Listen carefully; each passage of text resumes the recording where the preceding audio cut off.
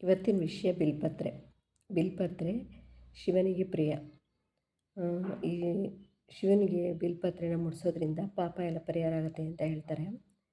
ಮತ್ತು ಇದ್ರ ಜೊತೆ ಇನ್ನೊಂದು ರೆಮಿಡಿ ಮಾಡ್ಬೋದು. ಏನಂದರೆ ಶುಕ್ರವಾರದೊತ್ತು ಚಿಕ್ಕ ತಟ್ಟೆ ತಗೊಂಡು ಅದ್ರ ಮೇಲೆ ಸ್ವಲ್ಪ ಅಕ್ಕಿ ಹಾಕಿ ಅದ್ರ ಮೇಲೆ ಬೆಲ್ಲದ ಹಚ್ಚಿಟ್ಟು, ಬೆಲ್ಲದ ಹಚ್ಚ ಮೇಲೆ ಪುಟ್ಟ ಲಕ್ಷ್ಮಿ ಇರುತ್ತಲ್ಲ, ಎಲ್ಲರೂ ಮನೇಲಿ ತಾಳದಿದ್ದೇ ಇರುತ್ತೆ, ಅದನ್ನಿಟ್ಟು ಅದ್ರ ಮೇಲೆ ಬಿಲ್ಪತ್ರೆನ ಮುಡಿಸ್ತಾ ಬಂದರೆ ದುಡ್ಡಿಗೆ ಸಮಸ್ಯೆ ಇರೋಲ್ಲ, ಯಾವ ಮೂಲಕನಾದರೂ ಬರ್ತಾ ಇರುತ್ತೆ.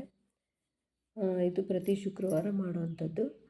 ನೆಕ್ಸ್ಟ್ ಡೇ ಅದನ್ನು ಹಸುಗಾದರೂ ತಿನ್ನಿಸ್ಬೋದು, ಇಲ್ವಾ ಗೂಡನ್ನ ಪೊಂಗಲ್ ಆದರೂ ಮಾಡಿಕೊಂಡು ತಿನ್ಬೋದು ಅಂತ. ಅದು ದುಡಿಬಾರ್ದು ಅಂತಲ್ಲ, ದುಡಿಯೋದ್ರ ಜೊತೆ ಈ ಥರ ರೆಮಿಡೀಸ್ಗಳನ್ನ ಮಾಡ್ತಾಯಿದ್ರೆ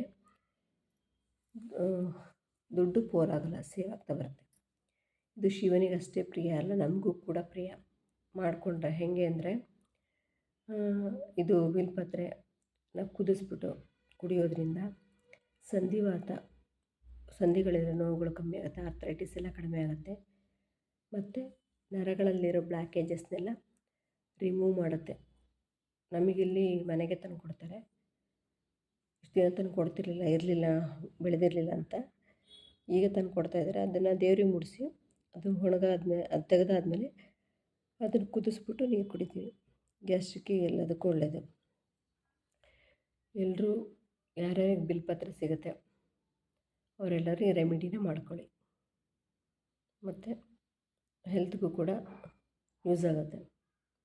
ಥ್ಯಾಂಕ್ ಯು.